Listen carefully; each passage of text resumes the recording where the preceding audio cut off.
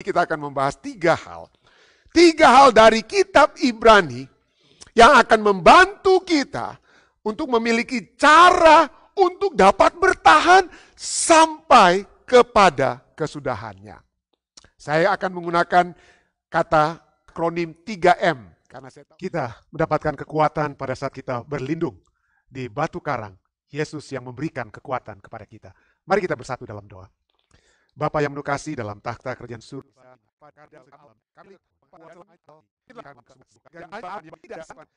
kepadamu ya Tuhan, gunung batu karang kami, sehingga kehidupan kekal yang kau sudah janjikan itu dapat menjadi bagian kami.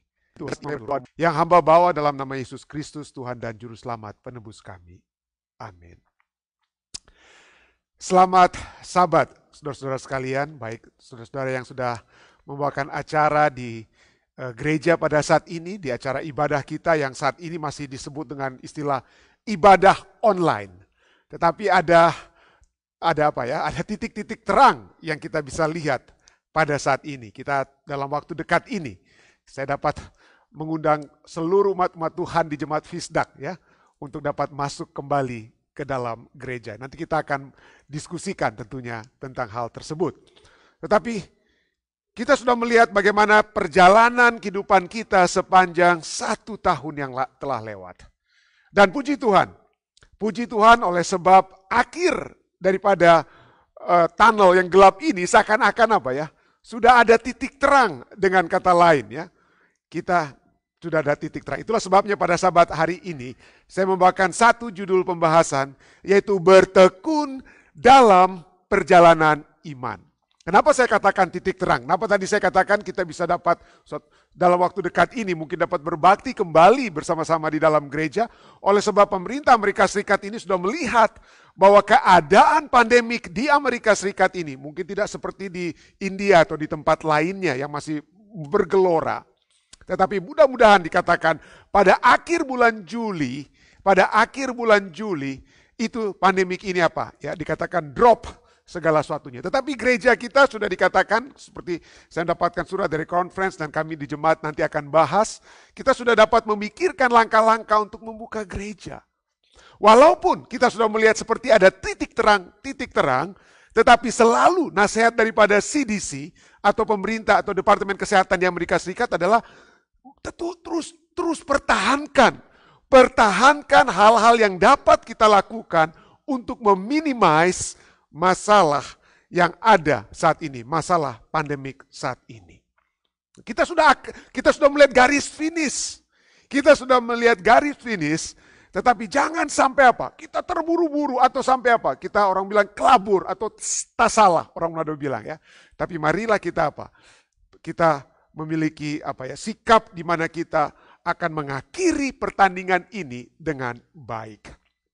Ada satu kutipan yang katakan bahwa life atau kehidupan ini bagaikan satu maraton. Bukan satu apa? Bukan lari cepat, bukan sprint. So pace yourself accordingly. Ukurlah atau aturlah cara berlari kita pada saat kita di maraton. Di maraton kita tidak bisa langsung apa ya? Lari secepat-cepatnya. Itulah sebabnya ada satu kutipan yang katakan you can run a sprint or you can run a marathon. Anda bisa menjadi seperti Usain Bolt. Dia lari jarak pendek, langsung cepat, secepatnya kalau bisa. Tapi maraton itu apa? Beda. Anda bisa menjadi seorang pelari sprint seperti Usain Bolt ataupun pelari maraton seperti banyak pelari-pelari di Ethiopia ya, lari maraton jarak jauh. Ya. Bukan hanya 100 meter, 200 meter, tapi beribu-ribu meter misalnya ya. But, kutipan ini dikatakan apa menurut Ryan Holmes? But you cannot sprint a marathon. Anda tidak bisa waktu mulai maraton pas di bel bunyi untuk memulaikan maraton, Anda langsung sprint. Wah, Anda akan habis. Anda akan habis kalau itu yang Anda lakukan ya. Running in marathon is not about how fast.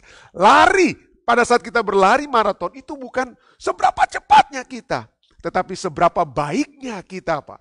Seberapa baiknya kita berlari. Kalau Anda langsung cepat, wah, yang terjadi adalah apa ya? Anda rasa waktu mulai melari maraton lalu Anda langsung sprint, Anda pikir, wah, Anda lagi masih fresh, kaki masih kuat. Tetapi pada saat Anda sprint, maka kecapean itu akan menghabiskan Anda. menghabiskan Anda. Saya suka waktu masih di SMA ya, saya suka sekali ikut maraton ya. Saya tidak memiliki kemampuan untuk sprint, tapi saya lebih suka di maraton. Dan pada saat saya berlari maraton, yang utama itu bukan yang utama itu bukan langsung lari cepat. Kalau Anda lihat di pertandingan internasional yang maraton ya, saya bukan pelari internasional ya. Tetapi kalau Anda lihat ada orang yang sepertinya seakan-akan dia yang duluan. Itu namanya pacemaker or pace setter. Dialah yang mengatur kecepatan. Tetapi coba Anda lihat, orang yang pertama lari biasanya bukan dia pemenangnya. Kenapa? Karena dia hanya bertindak sebagai pacemaker atau pace setter. Setelah pertengahan atau menjelang akhir dia akan menyerah, dia akan mengundur, lalu pelari yang sudah lainnya itu akan mulai mencapai garis akhir. Kenapa? Kalau Anda langsung lari cepat, Anda langsung habis. Jadi pada saat saya ikut maraton waktu masih SMA ya, saya biasanya ikut dengan gerombolan yang lain dulu. Yang penting jangan terlalu jauh. Ya, jangan terlalu jauh. Kenapa? Pada saat Anda berlari cepat, lalu Anda pikir Anda akan finish, itu tidak terjadi oleh sebab apa? Pada saat Anda sudah merasa capek, pada saat orang lain lewat, Anda akan secara psikologis Anda akan Anda akan langsung menyerah dan Anda akan berhenti. Jadi yang biasanya kita harus lakukan adalah kita atur, kita punya pace, kita punya kecepatan, kita atur, ya, konstan. Dan the key in long distance running, pada saat kita berlari maraton, dia punya rahasianya adalah endurance, ketahanan yang kita miliki, ketahanan yang kita miliki, ketekunan atau ketahanan atau ketabahan. Dikatakan bahwa endurance arti dari diksionari atau kamus katakan itu adalah menanggung. Endurance berarti menanggung, bertahan, mendukung tanpa henti atau tidak menyerah pada paksaan atau tekanan. Tidak menyerah pada paksaan atau tekanan. Jadi lari maraton itu berbicara tentang daya tahan kita. Daya tahan. Daya tahan terhadap apa? Daya tahan terhadap apa? Alkitab banyak berbicara tentang berlari ya, ataupun tentang ketekunan atau endurance. Dan kalau kita lihat Alkitab selalu berbicara tekun dalam menghadapi kesengsaraan, ketabahan, kekuatan, ketekunan dalam menghadapi kesengsaraan. Misalnya Roma 5 ayat 3-5 berkata, dan bukan hanya itu saja, kita malah bermegah juga dalam kesengsaraan kita, karena kita tahu bahwa kesengsaraan menimbulkan ketekunan. Dan ketekunan menimbulkan tahan uji, dan tahan uji menimbulkan pengharapan. Dan pengharapan tidak mengecewakan karena kasih Allah telah dicurahkan ke dalam hati kita oleh Roh Kudus yang telah dikaruniakan kepada kita. Ya, jadi Alkitab tidak sembunyi-sembunyi. Alkitab langsung katakan kalau when we talk about endurance, pada saat kita berbicara tentang ketabahan, ketekunan, maka kita sedang berbicara tentang tabah, tekun, daya tahan terhadap kesengsaraan, terhadap masalah di dalam kehidupan kita. Nah, kesengsaraan atau suffering dalam bahasa Inggris berbicara tentang hardship, distress, pressure, tekanan, trouble, masalah-masalah yang kita hadapi. Itulah sebabnya endurance atau ketekunan, ketabahan atau daya tahan itu berasal dari kata Greka ya, upomone yang berarti endurance, steadfastness, patient, sabar menanti. Itu dari kata hippo. Hippo artinya under. Ya, hippo artinya under. Ada hippopotamus ya yang biasa di dalam air ya. Hippo under, lalu meno, remain. Jadi bertahan pada saat kita berada di bawah. Remaining under endurance. Jadi steadfastness. Jadi kita pada saat kita berada di bawah, itu merupakan satu kata untuk puitis yang menyatakan kita dalam keadaan tekanan-tekanan berada di bawah. Kita tetap remain, kita tetap Kita tetap bertahan. Jadi, kata endurance, ketekunan, ketabahan, daya tahan itu selalu berhubungan dengan tekanan, masalah, ya. Selalu berhubungan dengan masalah atau tekanan. Kita tidak pernah katakan dengan kata lain endurance itu atau ketabahan atau ketekunan, ketabahan itu ya, kesabaran itu tidak pernah dihubungkan dengan hal-hal yang sedang enak dalam kehidupan kita. Misalnya tidak ada yang pernah katakan, oh pendeta saya lagi saya lagi tabah makan es krim atau minum es krim. Ada yang tidak tahu yang mana yang lebih tepat, makan atau minum es krim ya. Tapi tidak ada yang katakan saya lagi tabah dalam makan es krim atau makan coklat. Kita tidak sedang tabah, kata tabah tidak digunakan. Ketabahan, kesabaran, daya tahan itu diperlukan saat kita mengalami kesulitan. Berapa banyak di antara saudara dan saya yang terbebas dari masalah kehidupan, yang tidak ada sama sekali masalah kehidupan, tidak ada masalah keluarga, tidak ada masalah keuangan, tidak ada masalah kesehatan, tidak ada masalah imigrasi dan lain sebagainya. Saya percaya tidak ada orang yang bebas dari kehidupan under tersebut. Dalam masalah kehidupan tidak ada. Tidak ada. Kesengsaraan itu apa? Kita sepanjang 1 tahun ini ya, saya selalu hanya menghadapi tempat-tempat duduk kosong di gereja. Ya tapi tabah saja, tekun saja gitu ya. Kita bisa, kenapa? Itu bisa ada pertanyaannya ya, bagaimana caranya supaya itu ya. Supaya kita dapat memiliki ketabahan seperti ini. Kenapa? Karena ketabahan itu selalu berhubungan dengan difficulties. Ya. Nah, pada saat umumnya kita mengalami masalah, jarang orang suka untuk dihubungkan dengan tabah. Ya, jarang. Seringkali pada saat kita mengalami masalah, gantinya kita memiliki ketabahan, ketekunan, daya tahan, seringkali kita menyerah. Tapi firman Tuhan selalu menyatakan kita memerlukan ketabahan, ketekunan, daya tahan, endurance. Ibrani 10 ayat 36 katakan apa? Sebab kamu memerlukan ketekunan supaya kamu melakukan kehendak Allah. Supaya sesudah kamu melakukan kehendak Allah, kamu memperoleh apa yang dijanjikan itu. Kalau saudara dan saya tidak memiliki endurance, ketekunan, ketabahan, kesabaran, daya tahan, maka kita tidak akan memiliki hasil dari apa yang Allah janjikan. Bukan itu saja, kalau kita lihat dalam Matius 24 ayat 13, Yesus berkata bahwa ini Yesus dalam konteks berbicara tentang apa yang akan terjadi menjelang kedatangannya yang kedua kali. Dan dia katakan apa? Tetapi orang yang bertahan sampai pada kesudahannya akan selamat. Jadi kalau sampai kita menyerah, kita tidak akan selamat. Kita tidak akan selamat. Nah pertanyaannya, saya sudah pernah khotbahkan ini ya. Bertahan dalam hal apa di sini? Kita harus bertahan sampai kesudahannya dan akan selamat. Bertahan dalam hal apa? Nah, kata di dalam Matius 24 ayat 13, kata pertama di situ adalah apa? Tetapi, bahasa Inggrisnya but. Arti kata but atau tetapi itu menyatakan ada hubungannya ayat yang ke-13 dengan ayat yang ke-12. Ayat 12 katakan apa? Matius 24 ayat 12. Sebelum tadi kita sudah baca ayat 13. Dan karena makin bertambahnya kedurhakaan, maka kasih kebanyakan orang akan menjadi dingin. Tetapi orang yang bertahan dalam hal apa? Dalam hal kasih. Dalam hal kasih, orang yang bertahan tetap mengasihi, bertahan dalam mengasihi sampai pada kesudahannya akan selamat. Akan selamat. Nah, kenapa kasih ini seringkali tidak bertahan? Ayat ini katakan apa? Matius 24 ayat 12, oleh sebab bertambahnya kedurhakaan. Kedurhakaan apa yang dibahas di dalam Matius 24?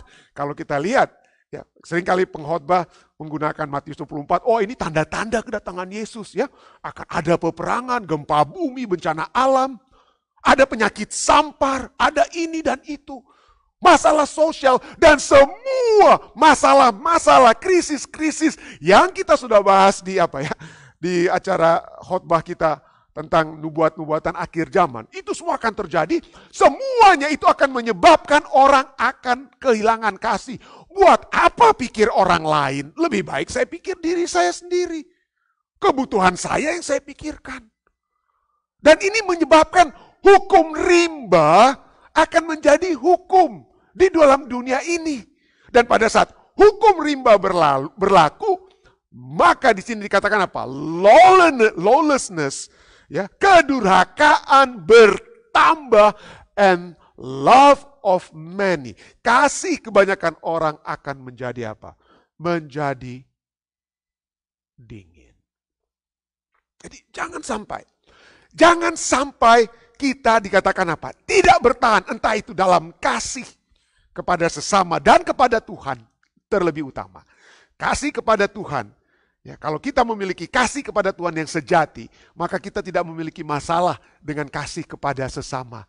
Tapi seringkali pada saat kita memiliki masalah dengan kasih mengasihi sesama, itu karena kita belum betul-betul mengasihi Allah kita. Nah, bagaimana pertanyaannya paling penting saat ini untuk kita bahas ya. Bagaimanakah caranya saya tetap dapat bertahan sampai kesudahannya supaya saya dapat memiliki janji Tuhan yaitu keselamatan tersebut. Ya. Bagaimana caranya? Nah, bagaimana cara? Pada saat saya membaca Alkitab, ya, pada saat saya membaca Alkitab, ada buku-buku Rasul Paulus yang berbicara kalau tentang ya intinya selalu bersukacita. Berbicara tentang sukacita, itu buku apa itu ya? Oh, buku Filipi, saya pernah bahas waktu lalu. Kalau temanya adalah, wah kita ada masalah sesama, masalah unity satu dengan lain, ada perpecahan dalam jemaat. Kira-kira buku apa yang harus kita baca? Ya, Efesus, Kisah, ya. Kalau kita berbicara tentang endurance, ketahanan, bertahan dalam iman, ada kata iman. Buku apa ini? Ibrani. Kita akan membaca dari buku Ibrani. Pada sahabat ini kita akan membahas 3 hal. 3 hal dari kitab Ibrani yang akan membantu kita untuk memiliki cara untuk dapat bertahan sampai kepada kesudahannya. Saya akan menggunakan kata istilahnya akronim 3M. Karena saya tahu banyak di antara kita yang di New Jersey yang sangat familiar dengan kata 3M. Ya. Berapa banyak di antara Anda yang pernah kerja di 3M? Ya. Oke, saya lihat ada tangan-tangan yang ikut ibadah online pada saat ini. Saudari Ceci ya pernah bekerja di 3M. Ada yang tahu arti 3M? Saya tidak tahu apakah kalau Tante Omi yang ikut berbakti dari Colorado saat ini, kira-kira Tante Omi tahu enggak? Atau Santi, atau siapapun saudara sekalian dari Colorado yang pernah bekerja di 3M. Tahu arti 3M? 3M artinya Minnesota Mining and Manufacturing Company. Minnesota Mining Manufacturing. Karena mula-mulanya itu 3M itu dari Minnesota. Oh, udah, mari kita lupakan itu 3M itu ya. Tapi mari kita lihat. Di dalam kitab Ibrani berbicara tentang 3M dalam mencapai ketekunan. 3M untuk mencapai tujuan supaya kita dapat bertekun hingga kesudahannya. M yang pertama adalah mendengar suara Tuhan. Supaya kita dapat bertekun, supaya kita dapat bertahan di tengah-tengah krisis apapun. You name it. Anda sebutkan krisis apa saja. Entah itu kesehatan, finansial, apa saja. Ketahuilah Tuhan sudah berfirman tentang krisis tersebut. Itulah sebabnya dikatakan M yang pertama dalam bertekun atau endure adalah mendengar suara Tuhan. Ibrani 2:1 katakan apa? Karena itu harus lebih teliti kita memperhatikan apa yang telah kita dengar. Memperhatikan apa yang kita telah dengar supaya kita jangan hanyut di bawah arus. Hanyut di bawah arus. Apa yang didengar? Konteksnya apa? Kalau Anda baca ayat-ayat selanjutnya dari Ibrani 2, Anda baca Ibrani 2 ayat 2 sampai dengan ayat 3, Anda akan dapati konteksnya adalah ini berbicara tentang pekabaran-pekabaran yang dikatakan dalam ayat 2, Ibrani 2 ayat 2 dibawakan oleh malaikat-malaikat. Malaikat-malaikat itu bukan yang seperti gambar kita yang terbang gitu ya, tetapi malaikat-malaikat itu adalah pekabar-pekabar yang membawakan pekabaran-pekabaran firman Tuhan, yaitu nabi-nabi dan juga Yesus Kristus. Ya, dia membawakan pekabaran atau siapa saja yang membawakan pekabaran Allah. Dengan kata lain, ini sedang berbicara tentang pekabaran-pekabaran yang kita dengar. Entah itu melalui firman Tuhan, pekabaran firman Tuhan. Kenapa? Itu kita harus perhatikan, lebih teliti dikatakan. Kita harus lebih teliti memperhatikan apa yang telah kita dengar. Ya. Supaya apa? Supaya kita jangan hanyut. Ini satu kata yang saya mau kita pikir atau tanam dalam pikiran kita saat ini. So that we may not be drifted away. Hanyut di bawah arus. Hanyut di bawah arus. Ya. Dalam perjalanan maraton kehidupan iman kita, hati-hati. Seringkali orang, ada banyak kali, saya pernah lihat ya, ada satu maraton, ada orang yang dia nggak tahu gimana, ikut sadar satu orang karena sudah jauh dengan rombongan yang pertama, mereka ikut di rombongan kedua ini, tiba-tiba mereka sudah jalur yang salah. Ya. Sudah di jalur yang salah, drifted away. Mereka ikut jalan yang salah, itu seringkali apa ya, terjadi. Jadi pada saat kita memiliki firman Tuhan itu will give us a clear direction. Ya, tujuan kehidupan itu diberikan. Kita tidak akan bingung-bingung dengan firman Tuhan yang adalah terang, pelita bagi kaki kita. Kita tidak akan apa? Bingung mau kemana. Kita tidak akan bingung mau kemana. Setan akan coba untuk selalu menghanyutkan kita. Yesus saja digoda oleh setan apa? Oh, kalau kamu mau, kamu bisa apa? Lompat dan lain. Tapi Yesus katakan apa selalu? Ada tertulis. Itulah yang selalu harus menjadi patokan kita. Ibrani 4 ayat 12 juga katakan apa? Ibrani 4 ayat 12 katakan, sebab firman Allah hidup dan kuat. Hidup dan kuat dan lebih tajam daripada pedang bermata dua manapun. Ia menusuk amat dalam sampai memisahkan jiwa dan roh, sendi-sendi dan sumsum. Ia sanggup membedakan pertimbangan dan pikiran hati kita. Dalam keadaan krisis apapun, name it again and again. Kita seringkali pikir, aduh ini harus saya lakukan. Ini menurut pikiran saya, ini menurut pertimbangan saya. First, dengar suara Tuhan. Dengar suara Tuhan. Kenapa? Karena pikiran saudara dan saya, pertimbangan saudara dan saya, seringkali itu membawa kita hanyut. Hanyut di bawah arus. Hanyut di bawah arus. Mendengar suara Tuhan sangat penting. It's a big deal. Jangan hanya masuk telinga kanan, keluar telinga kiri, atau masuk telinga kiri, keluar telinga kanan. Di sini katakan apa? Yohanes 8 ayat 31 katakan apa? Maka katanya kepada orang-orang Yahudi yang percaya kepadanya, jikalau kamu tetap dalam firman-Ku, kamu benar-benar adalah murid-Ku. Ya. Menghidupkan, artinya tetap dalam firman-Ku, kita bukan hanya mendengar, tetapi menghidupkan firman tersebut. Anda bukan hanya mendengar, merenungkan, tapi Anda melakukan, menghidupkan. Maka kita berada di dalam firman, karena firman itulah yang seperti seakan menuntun kita supaya kita tidak hanyut. Dan kita di sini dikatakan adalah benar-benar murid-Ku. Jadi firman Tuhan itu bagaikan kapal yang besar. Ya. Kapal yang besar, yang mungkin kita sedang terombang-ambing di laut, lalu kita lihat ada kapal yang besar, maka kita apa? Ya, kita minta tolong, kita diangkat masuk ke dalam kapal yang besar. Kapal yang besar itu tidak akan dihanyutkan oleh arus. Beda dengan kalau kita pelampung penyamat kita itu hanya apa? Ban mobil, ya, ban dalam mobil. Orang Manado bilang benen. Anda kalau berada dalam benen, ya, saya suka di laut, ya, berada di ban, ya, pelampung seperti benen itu. Gampang sekali apa? Ikut arus dia. Dibawa oleh arus. Dibawa oleh arus. Tapi firman Tuhan itu akan menuntun.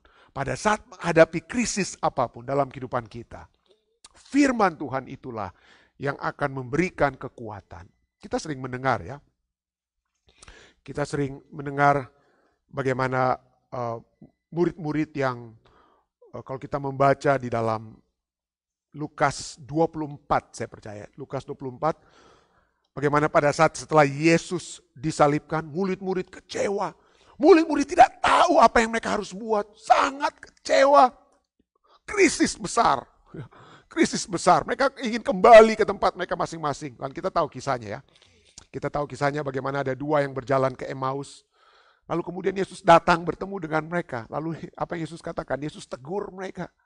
Tidak, apa yang Yesus katakan ya? Apa yang Yesus katakan kepada mereka? Untuk supaya mereka keluar dari kekecewaan mereka, keluar dari arus yang membawa mereka bukan lagi untuk menjadi murid Yesus, tapi untuk kembali ke tempat mereka masing-masing.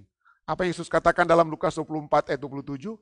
Lalu ia menjelaskan kepada mereka apa yang tertulis tentang dia dalam seluruh kitab suci, mulai dari kitab Musa dan segala kitab nabi-nabi. Yang meluruskan orang-orang yang sedang kecewa, yang berada dalam under krisis. Dalam krisis ini adalah apa? Firman Tuhan. Firman Tuhan. Satu waktu juga, ya, dalam kitab Yohanes pasal 6, Yesus dikatakan apa? Berbicara dengan murid-muridnya dan orang banyak. Lalu Yesus katakan, akulah roti yang turun dari sorga. Dan kalian harus makan roti, daging itu. Roti atau daging itu adalah dagingku. Kalian harus minum darahku. Supaya kalian dapat hidup. Dan di dalam Yohanes 6 ayat 66. Cukup menarik ya, 666 ya. Dalam Yohanes 666 dikatakan apa? Mulai waktu itu banyak murid-muridnya mengundurkan diri dan tidak lagi mengikuti dia. Ada orang yang apa ya? Yang seringkali hanyut. Oleh sebab mereka tidak mau menerima firman Tuhan.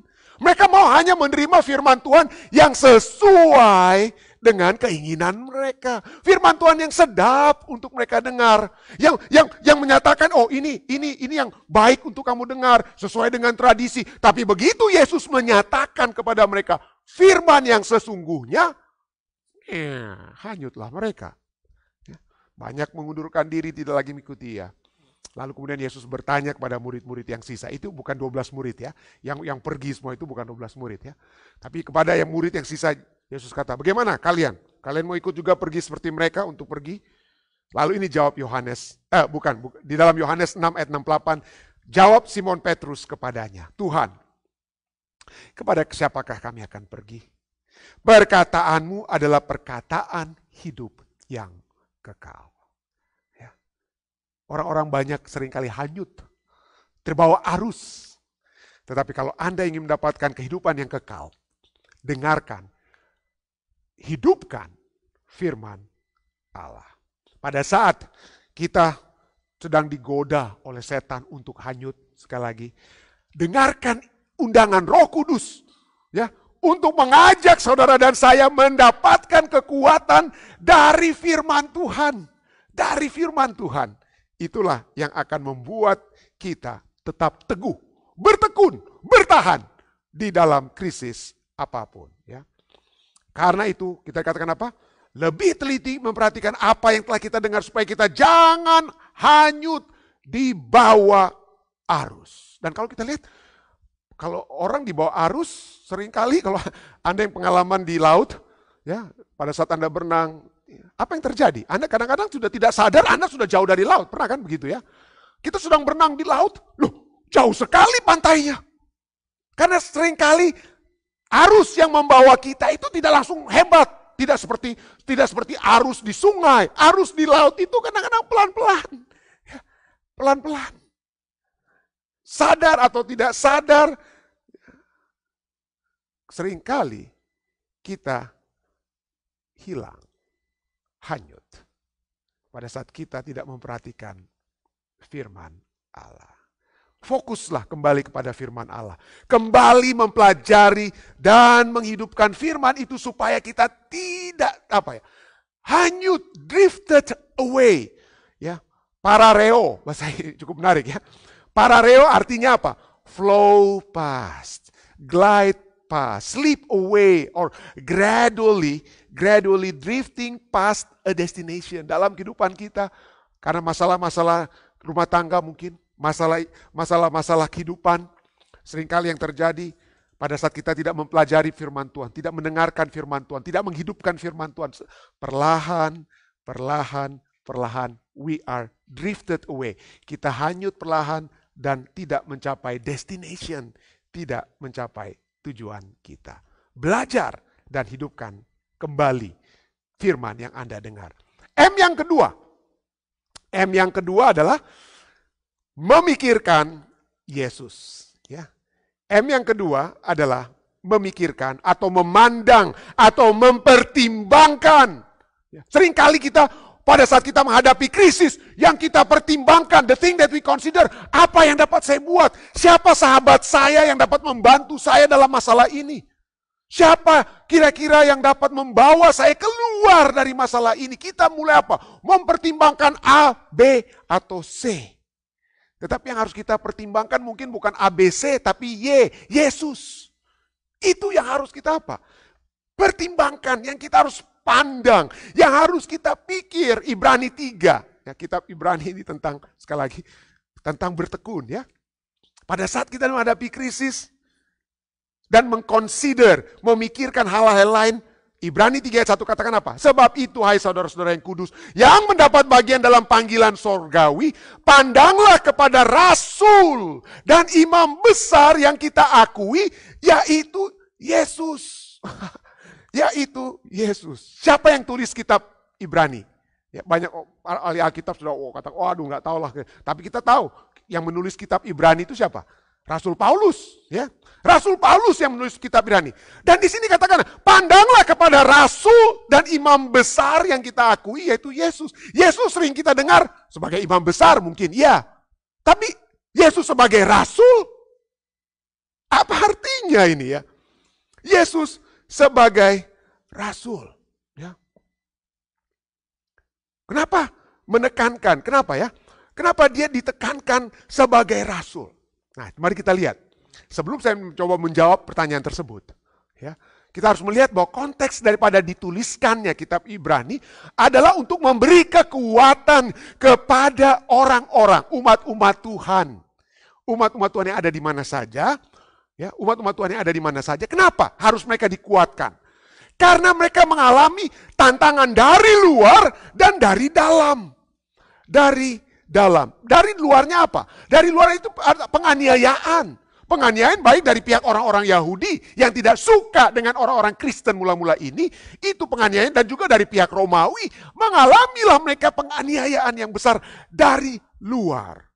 Lalu yang dari dalamnya apa? Apa struggle mereka dari dalam? Di internal struggle adalah, Tuhan, apakah saya dapat Engkau terima? Apa yang saya harus lakukan supaya saya selamat? Apakah saya harus disunat seperti orang Yahudi dan lain sebagainya, dan lain sebagainya. Ada begitu banyak internal dan external struggle. Dan kemudian apa yang Rasul Paulus katakan pada saat dia menekankan apa di pertama kali dikatakan apa ya? Yesus adalah rasul yang kita akui. Cukup menarik, kenapa? Karena Rasul Paulus itu adalah the apostle. Dialah rasul di perjanjian baru, terus terang saja yang the apostle bukan dari 12 murid Yesus, tapi Rasul Paulus. Suratan-suratannya itu suratan-suratan bukan dari Petrus, bukan dari Yakobus yang paling banyak, tapi dari Rasul Paulus. Rasul Paulus adalah the apostle. Tapi sekarang dia katakan apa? Pandanglah bukan kepada saya, the apostles, bukan kepada saya, tapi dia membawa pikiran umat-umat yang sedang struggle externally dan internally ini. Pandang Yesus. Pandanglah dia, rasul yang utama. It is not about me. Ini bukan tentang saya, Rasul Paulus. Saya bukan YouTube preacher yang mana khotbah-khotbah saya itu viral. Ini Rasul Paulus yang katakan kalau Rasul Paulus hidup saat ini, itulah yang mungkin dia akan katakan ya.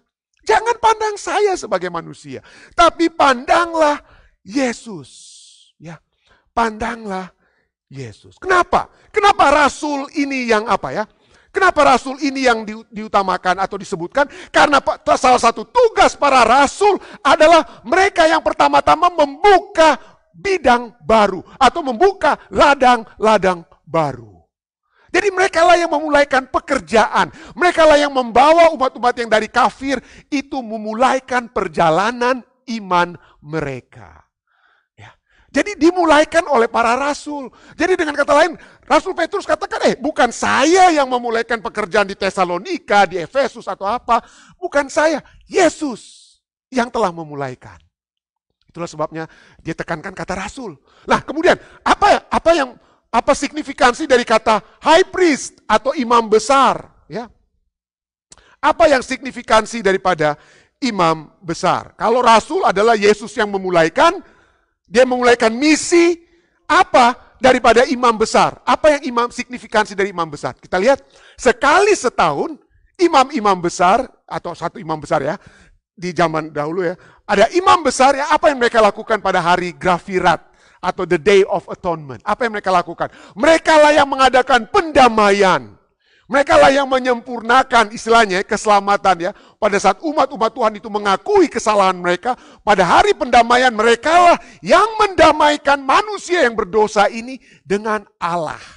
Mereka lah yang dengan kata lain ya, mengakhiri atau menyempurnakan keselamatan manusia itu dengan apa? Menjadi sarana Allah untuk apa? Menyatukan manusia yang berdosa dengan Allah. Dan disinilah ya, Rasul Paulus katakan apa? Yesus itulah imam besar. Dia rasul, dia mulaikan, dia sebagai imam besar, dia sempurnakan. Dia akhiri. Ya, dia memberikan akhir ataupun dari apa yang sudah dimulaikan. So it is only in Jesus. Hanya di dalam Kristuslah iman kita itu dimulai. Dan hanya melalui Kristus sajalah maka iman kita itu apa? Disempurnakan. Disempurnakan. Itulah sebabnya ya.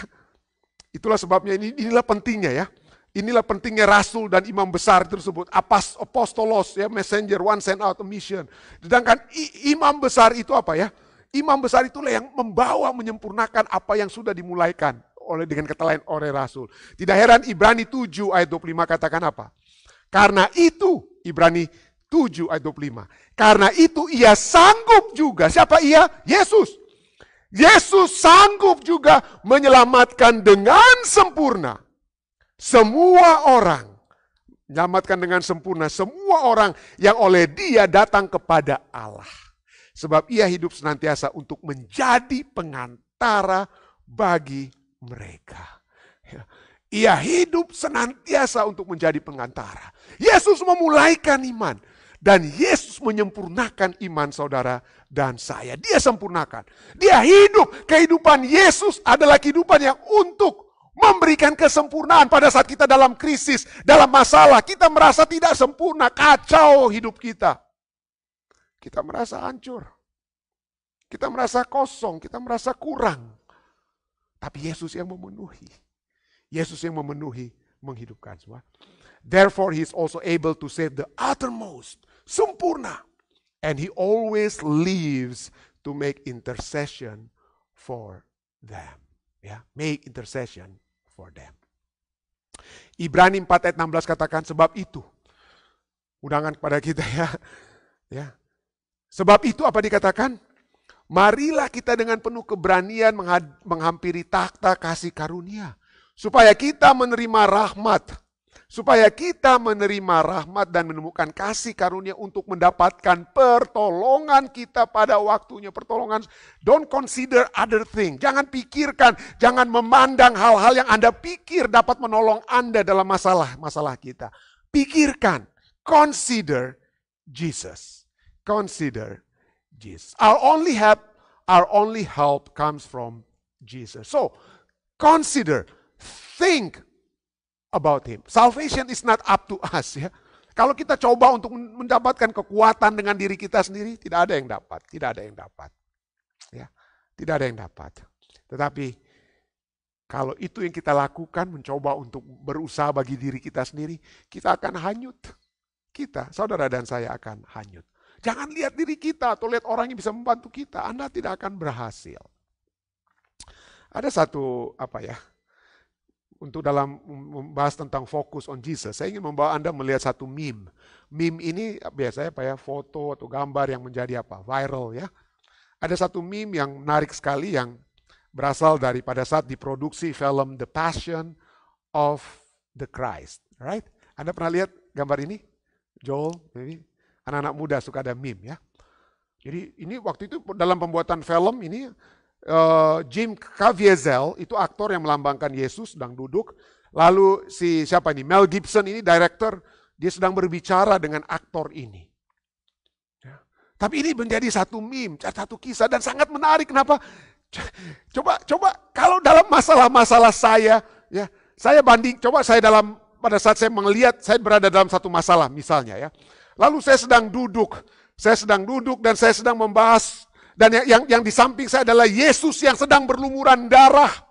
Lalu saya mulai bilang, Tuhan Yesus, berat sekali masalah saya. Masa saya orang bikin begini? Yesus, maka saya sudah mencoba untuk buat yang terbaik. Tapi tetap saja orang yang salah mengerti kepada saya Tuhan. Masih ada orang yang bicara-bicara, Om Nado bilang, bicara-bicara jahat terhadap saya. Tuhan, lihat, masa ada bapak atau ibu itu, dia tuduh ini kepada saya. Dia tuduh ini, dia bilang, cerita-cerita busuk kepada saya. Sambil Anda memandang Yesus yang sedang berdarah.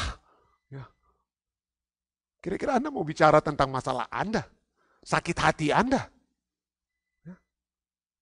Berbicara kepada Yesus yang berlumuran darah? Apa kira-kira itu akan Anda katakan kepada Yesus?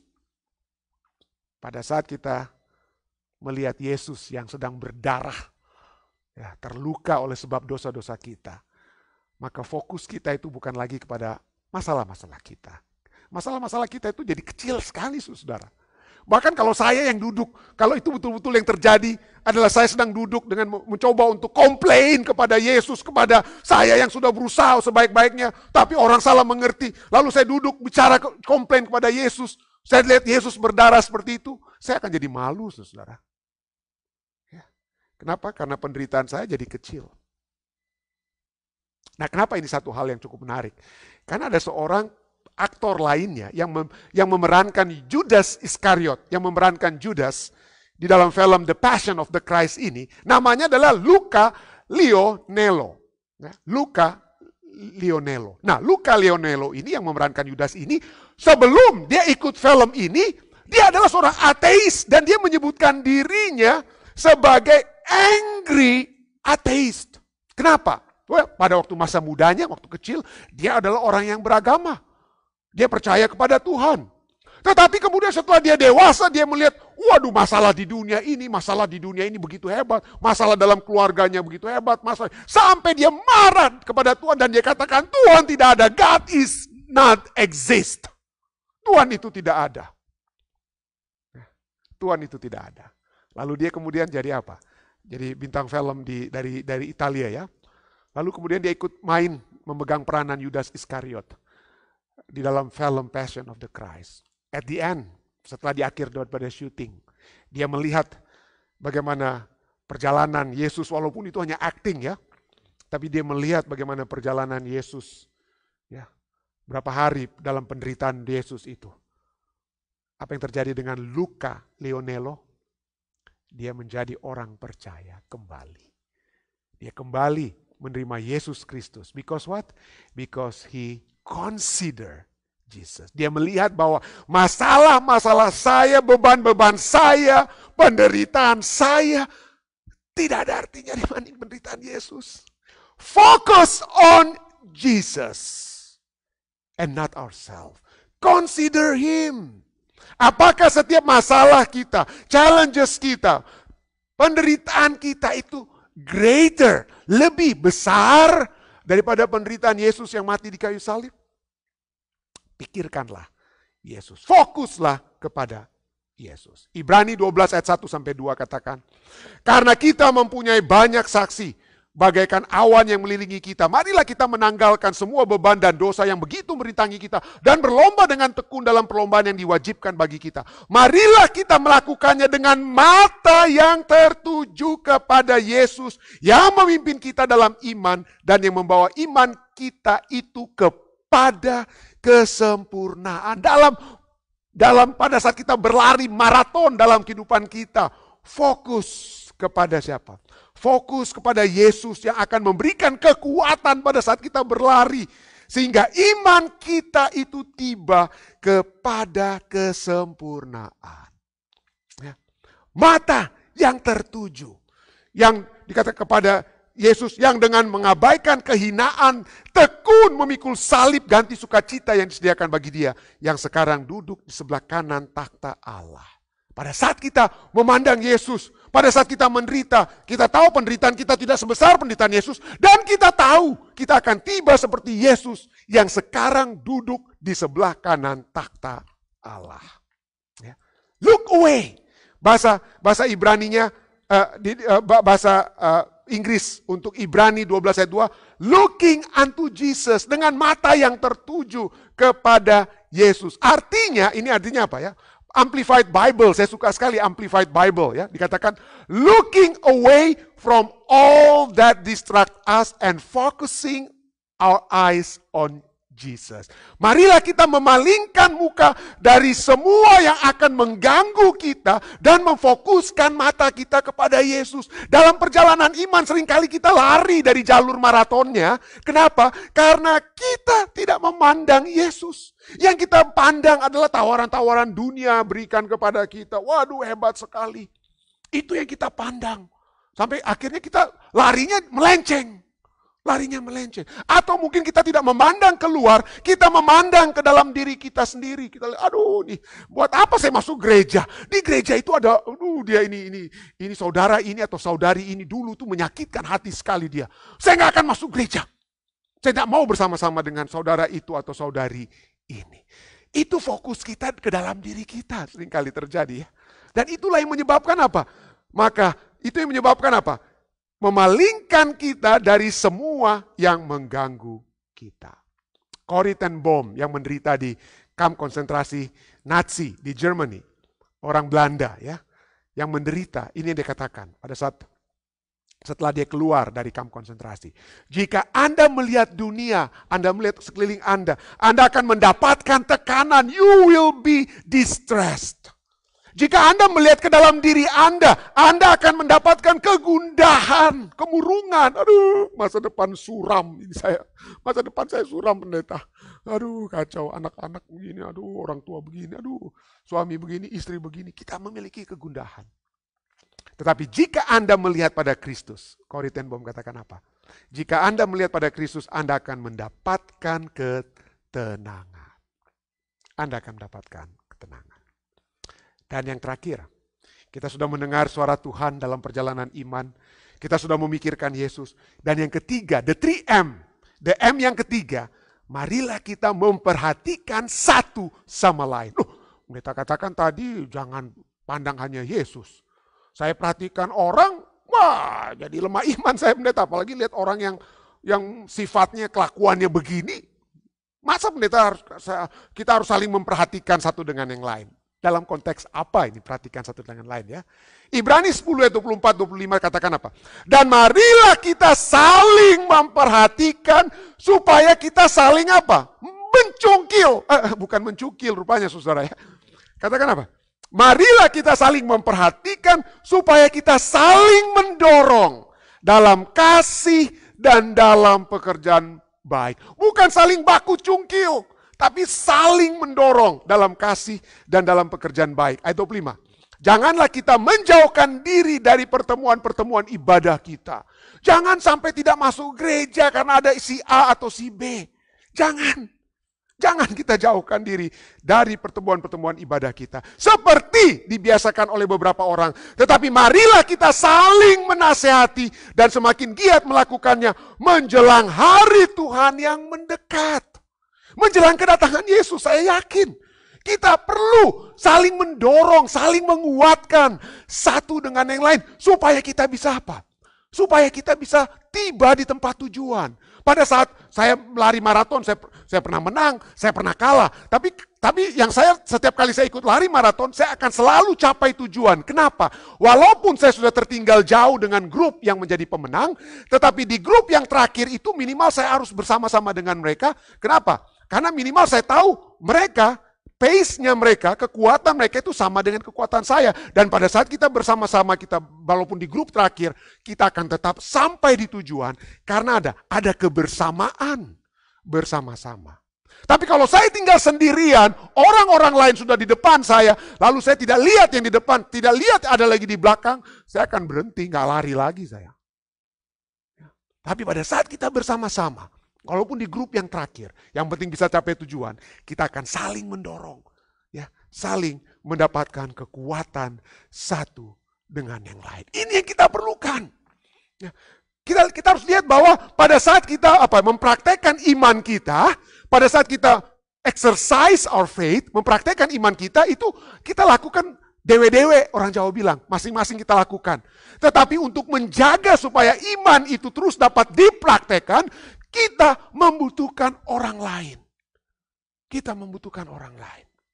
African Proverbs katakan apa ya? If you want to go fast, go alone.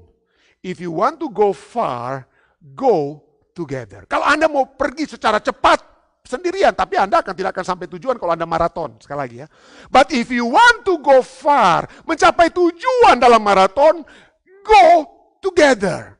Perhatikan satu sama yang lain. Dan ini satu consistent theme, bukan hanya dari Ibrani 12 yang kita sudah baca. Itu juga ada dalam Ibrani 3 ayat 13. Tetapi nasihatilah seorang akan yang lain setiap hari, bukan sekali-kali. Bukan sekali-kali.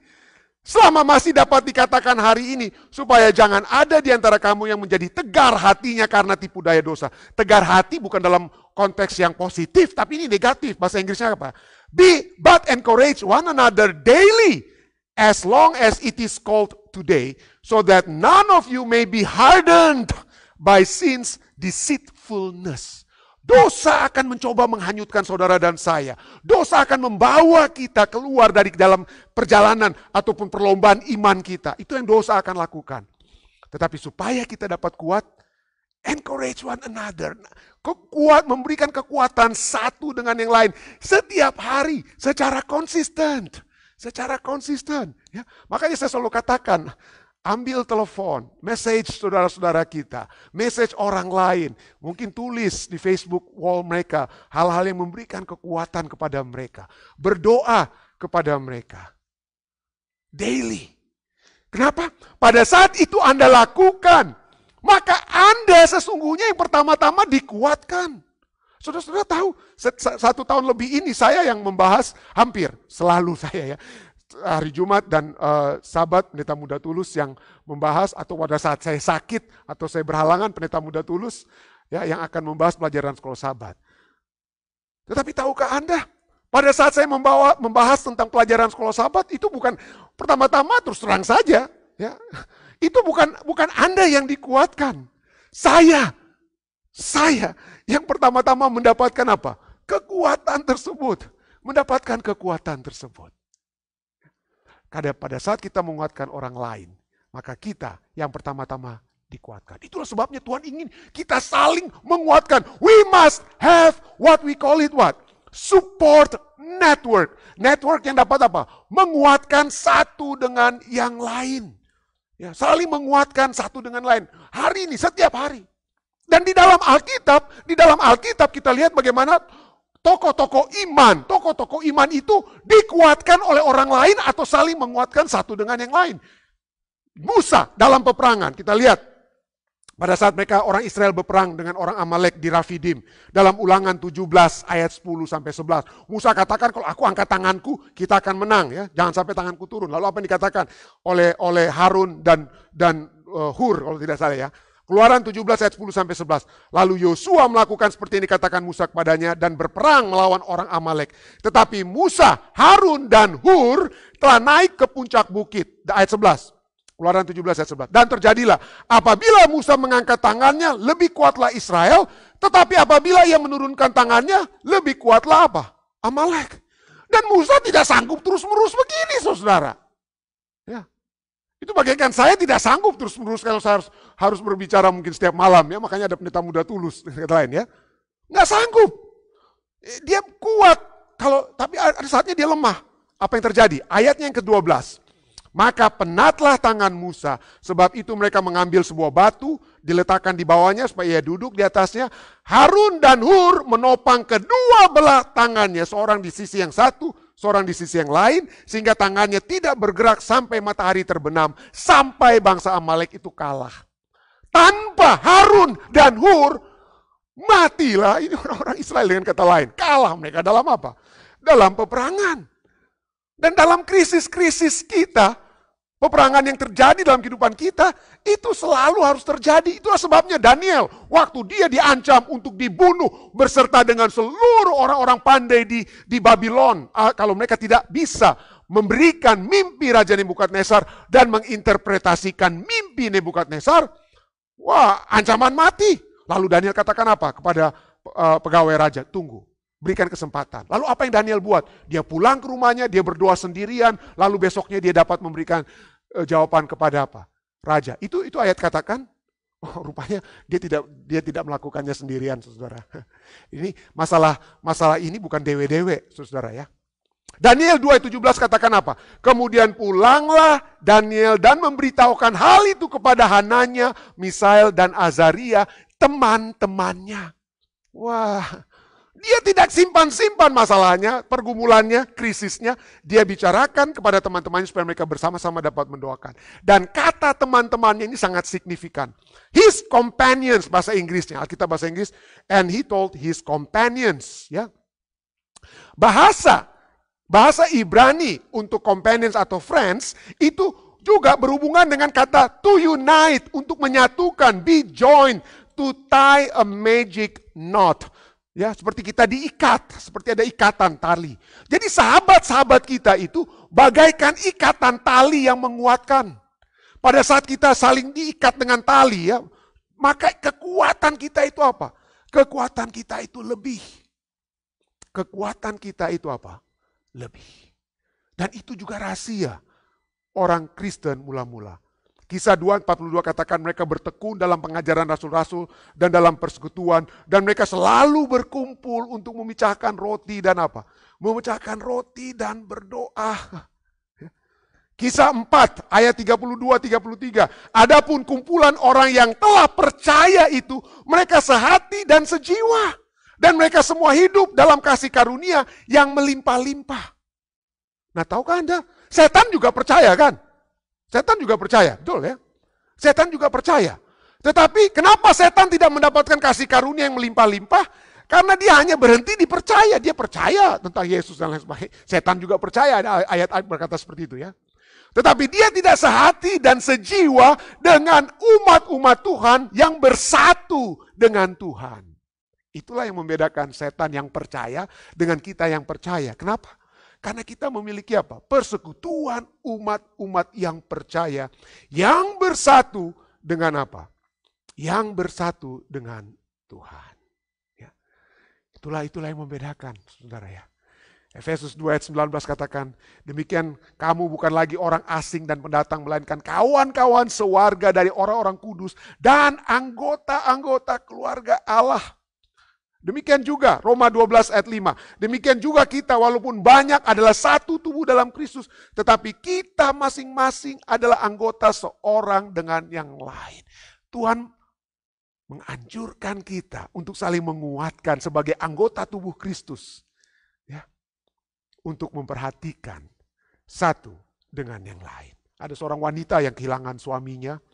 Dan setelah penguburan, ya, setelah penguburan wanita tersebut masuk ke dalam gereja dan pada saat lagu buka dinyanyikan, wanita yang masih sangat kehilangan suaminya itu tidak dapat menyanyi. Kenapa?